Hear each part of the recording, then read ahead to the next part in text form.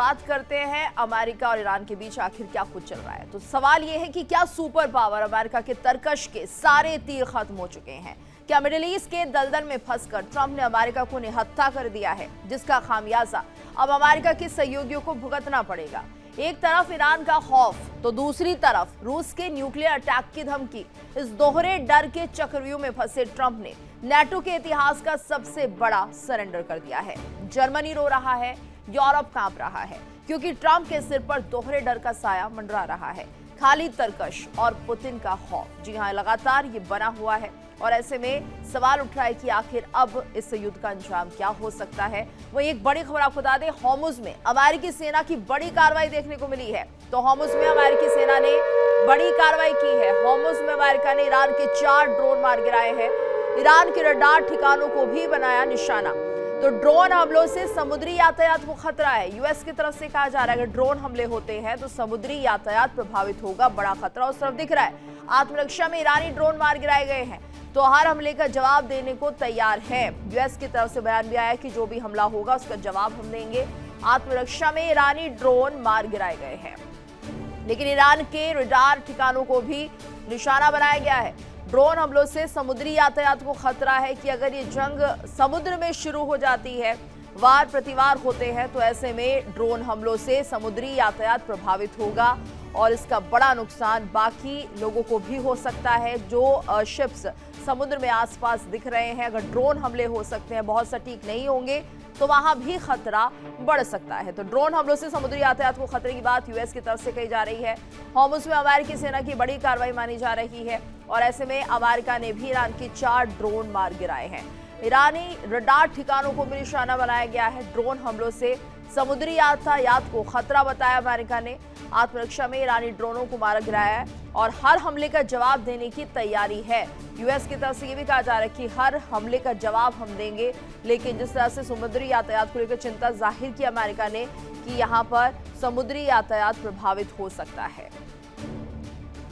और वहीं अमेरिका और ईरान के बीच एक बार तनाव फिर से बढ़ता हुआ दिखाई दे रहा है। मुस्तफा के सलाहकार मोहसिन रेजाई का बयान, ट्रंप ने जताई थी मुस्तफा से मिलने की इच्छा, अमेरिका और ईरान का शांति समझौता रुक गया। रेजाई कह रहे हैं ईरान ने अमेरिका के सामने रखी 24 अरब डॉलर की शर्त। तो मुस्तफा के सलाहकार मोहसिन रेजाई का बयान सामने आया है। ट्रंप ने मुस्तफा से मिलने की इच्छा जताई है।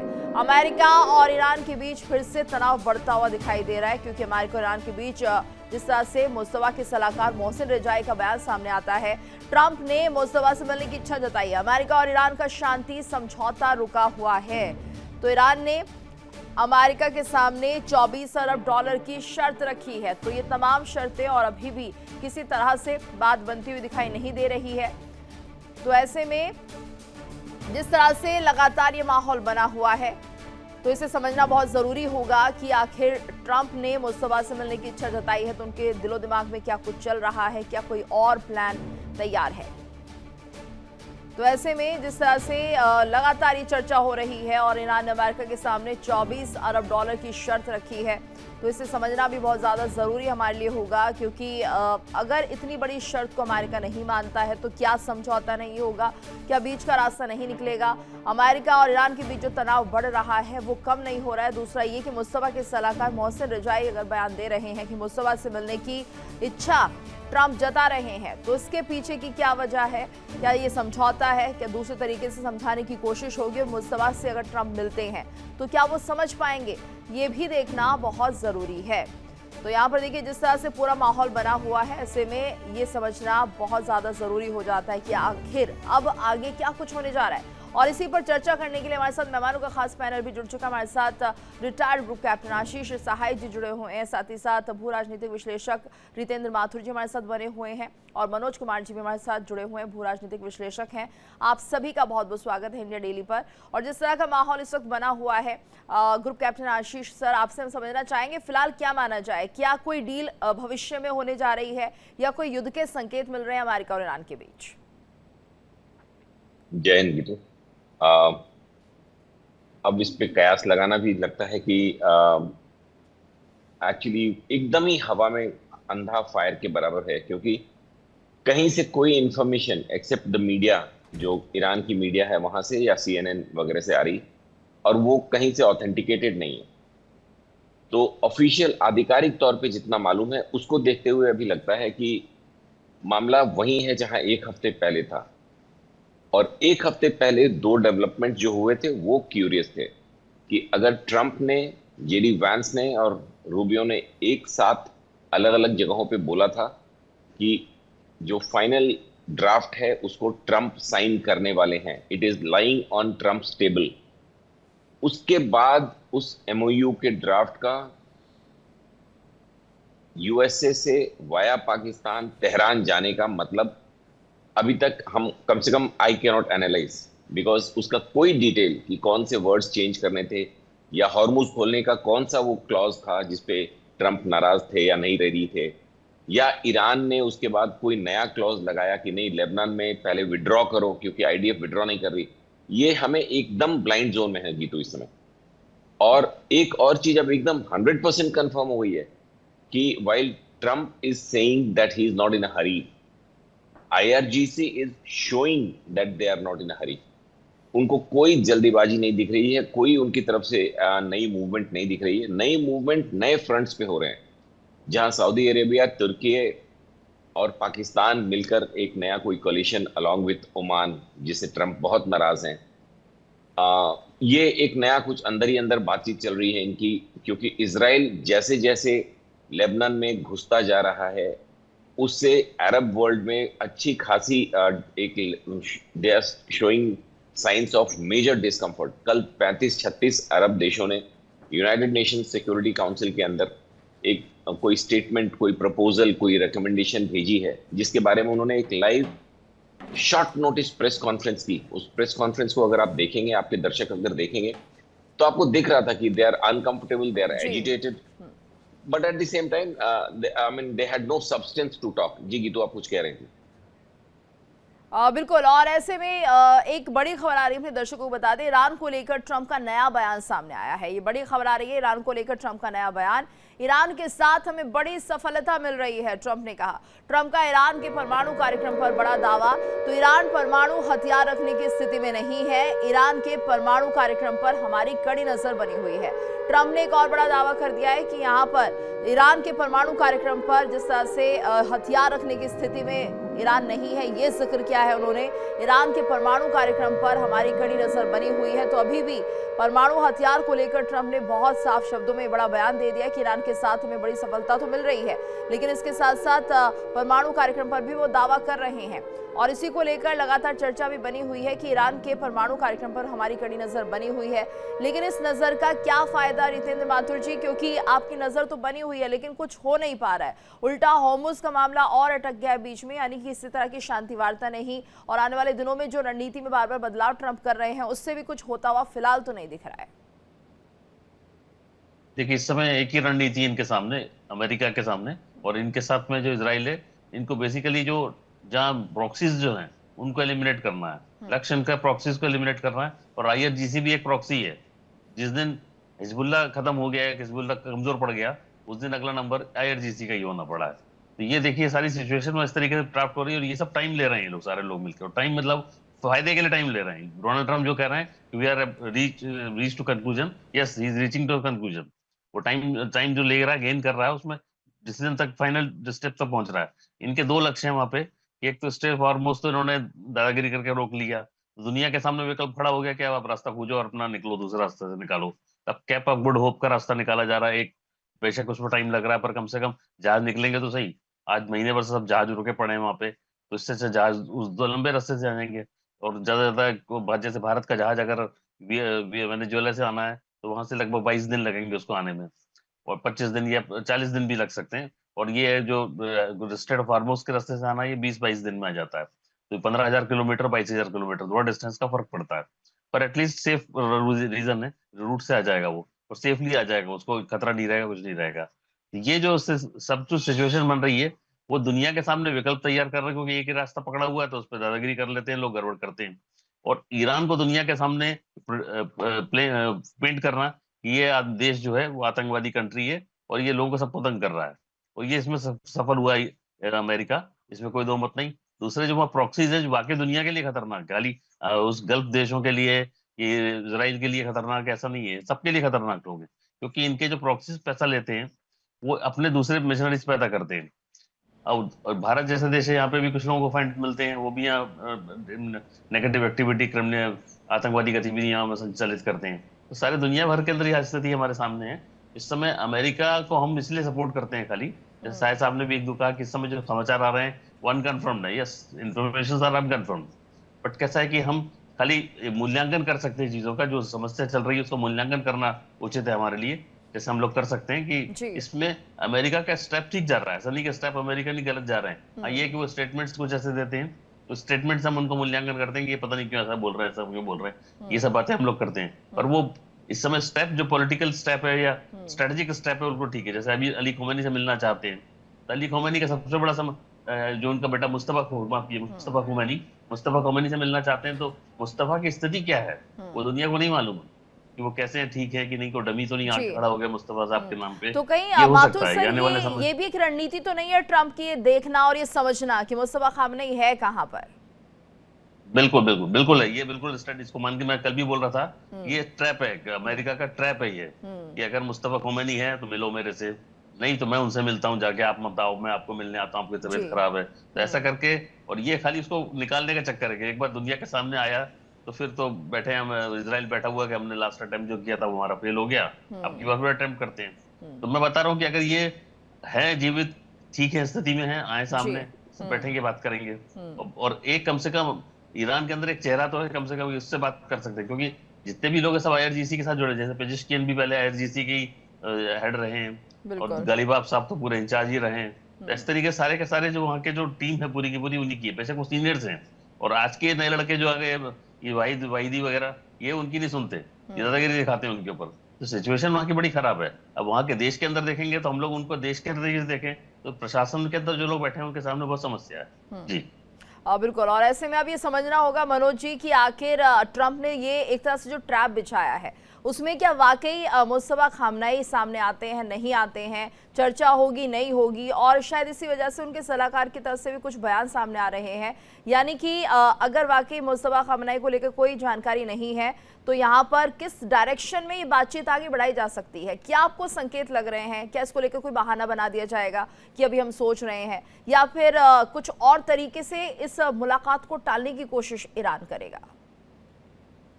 नॉर्मली जो है ट्रंप जी का अगर दोनों टेन्योर की अगर बात करें तो जैसे रशिया के राष्ट्रपति से उन्होंने मिला, जो कि ऑलरेडी बहुत से डिफरेंसेस है, और वहीं जो है नॉर्थ कोरिया के भी प्रीमियर से भी मिला था।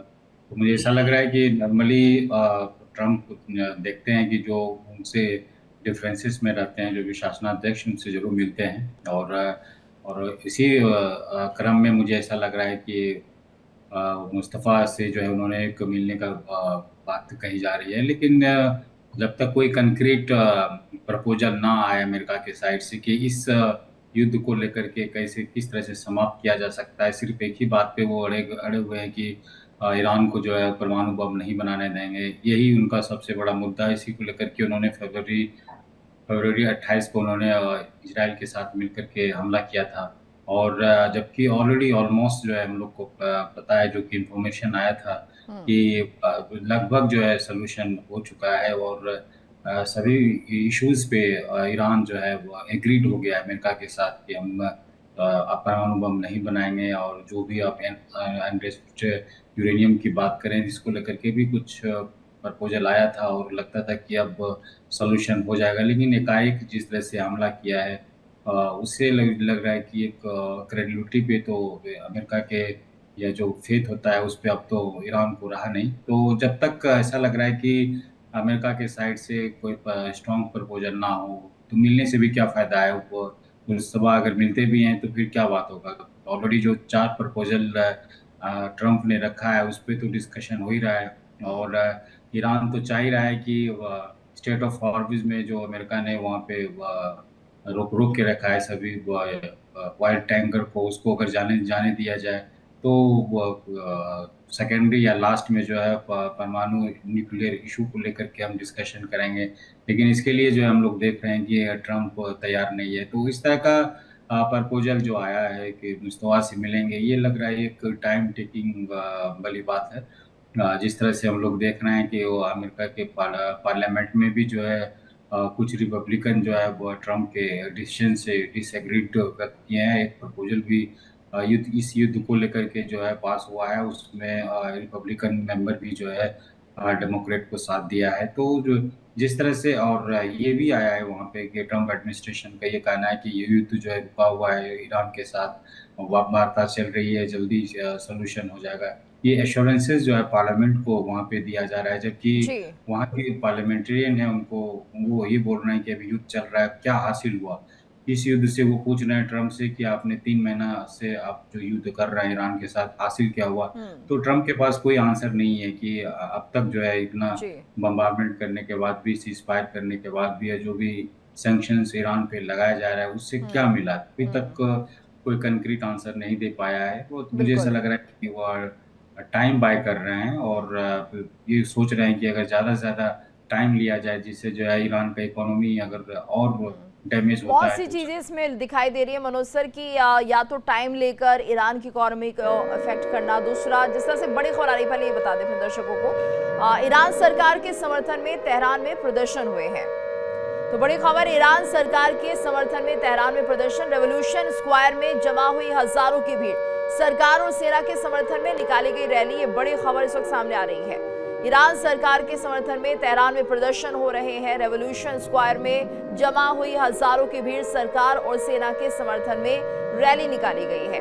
और लगातार हमारे संवाददाता विकास सबरोल भी हमारे साथ बने हुए। विकास, ये देखिए एक बार फिर से खबर सामने आ रही है कि यहाँ पर सरकार और सेना का सपोर्ट ईरान के लोग कर रहे हैं।